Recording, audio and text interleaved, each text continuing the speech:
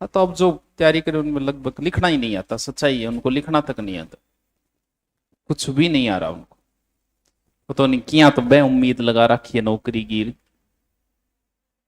किया गरगा लगा रखी है। अभी 1000 बार कह दिया रजिस्टर डाल लियो, 4 रफ में मत लिखो मत लिखो। तो जी मुझे एक फायदा बता दो, एक स्टूडेंट खड़ा होकर रफ में लिखने का, मैं कभी नहीं बोलूंगा या तो मैं मूर्ख हूं या आप मूर्ख हो, दोनों में से एक है। तो आप सिद्ध करो कि आप मूर्ख नहीं हो इसलिए लिख रहे हो। एक फायदा बता दो कि ये फायदा है हमारे, कोई फायदा नहीं है ना, तो आपकी नोट्स बन पाएंगे। रोज रोज कोचिंग करवाओगे जी, सारी जिंदगी कोचिंग में काटोगे, हमेशा तो कोचिंग नहीं करोगे ना।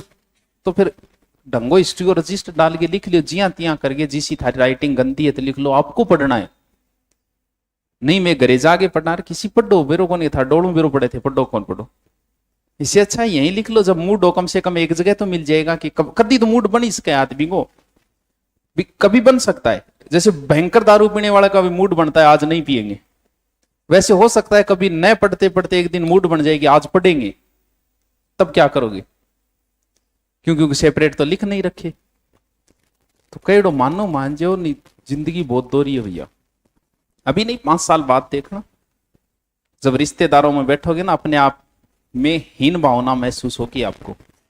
क्यों? क्योंकि उन्हीं रिश्तेदारों में 2 ऐसे होंगे जो या तो नौकरी लगे होंगे या उन्होंने पैसे कमा रखे हैं। किसी शादी विवाह में गए तो वहां हीन भावना महसूस होगी आपको।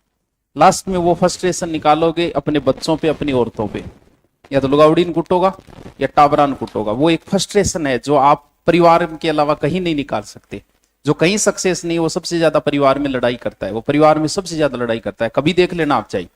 और जो बाहर उलझा है, जो सेटल है, वो परिवार के साथ कभी लड़ाई नहीं करता है, बड़ा अच्छा बैलेंसिंग रखता है वो। तो फर्स्ट 5 साल की बात है, ज्यादा नहीं है। कोई नहीं पूछेगा इंस्टाग्राम पे कितनी गर्लफ्रेंड है, 5 साल बाद कोई नहीं पूछेगा, कोई महत्व नहीं इस चीज का 5 साल। क्यों? जो चीज आज तुम दिखा रहे हो ना, बता रहे हो, मैं मिल के आई थी ये वो और मेरे को चॉकलेट खिलाई, 5 साल बाद इसी चीज को छुपाओगे तुम, क्योंकि ये बताने वाली कोई चीज ही नहीं है। थोड़ी सी अगर आप समझदार हो जीवन में, तो आप इस चीज को अगर किसी ने सरेआम देख लिया नहीं तो भी नट जाओगा कि मैं हो ही को नहीं यार। इसका मतलब आप समझदार हो चुके हो, आप मेच्योर हो चुके हो, और एक्साइटेड हो कि आप अपनी सहेली को और अपने दोस्तों को बता रहे हो मेच्योरिटी नाम की कोई चीज नहीं आपके अंदर। यानी आप उम्र से पहले इस काम में कूद पड़े हो। की बतावा जी, बताइए, मेडल ले आए होगे राष्ट्रपति को, बंदर जब मन करे गैल कर लियो, जब मन हो आपका, की बताना रही बात ही लगे कि मैं दुनिया को कोई महान काम कर दियो। तो बताओ शुरू में के महान काम हो, कहां भैंस भाई यही करे, प्रकृति ने तुम्हें दी है ये चीज, इसमें कौन सा मन। बॉयफ्रेंड बनाना भी अपने आप की उपलब्धि मानती है, क्या उपलब्धि है बताइए? फिर क्या उपलब्धि है आपकी उम्र में, आपके अंदर आ गए, 14 साल में आपके अंदर ये आ गए भाई, ठीक है जैसा है। लेकिन इसमें क्या इतराना यार, इतराना है नौकरी लाग के इतरा होना कि 2 नौकरी छोड़ डेड़ी है, मैं दो बॉयफ्रेंड छोड़ दिया, के मान काम कर दियो। और को नहीं, एक दूसरी ने कह रही है कि भाई तेरे भी गर्लफ्रेंड बना के दी, बॉयफ्रेंड बना के दूंगे, नौकरी लगा दे बिन, 4 किताब ले आते डंगी बिन, पढ़ लेवा। मतलब समाज सेवी का तुमने भी चाहिए कि वो मेरे बॉयफ्रेंड को फ्रेंड है, कल बात कर ले, डंगो कोर्स दिरा दे दूरी ना सुभाष जी यार।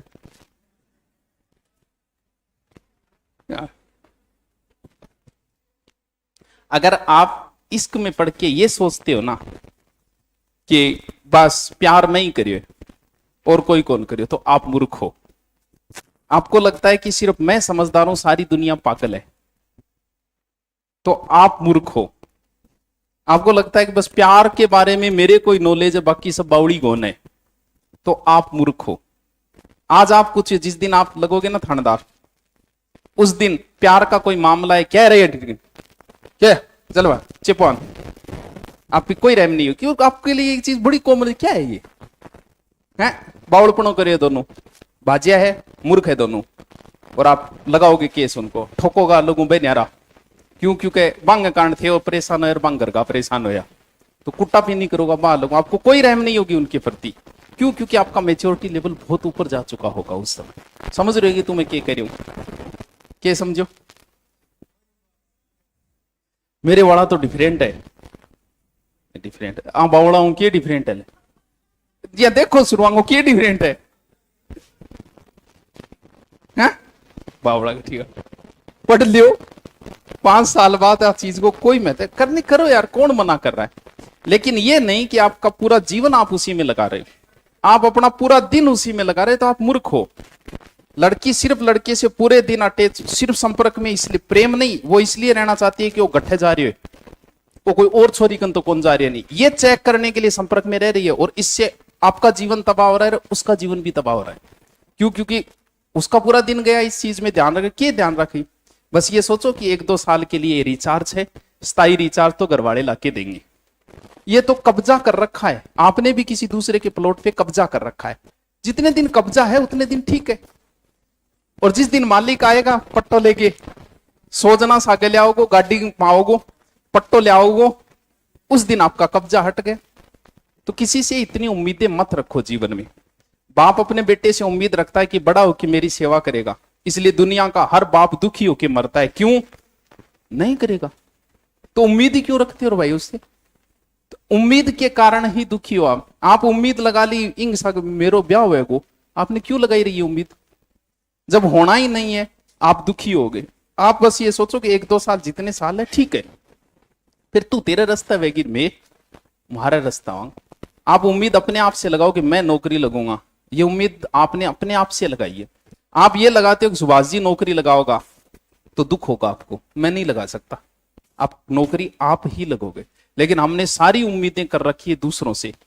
कोई बाप उम्मीद कर रखी है, कोई बेटों कर रखी है, कोई पत्नियों कर रखी है, कोई प्रेमिकाओं कर रखी है। उन सब को एक दिन दुख ही होगा। समझ रहेगी तू? क्या समझो? अरे कर लेना यार, बहुत उम्र पड़ी है, कर लेना आधे, लेकिन जीवन तबाह ना करो।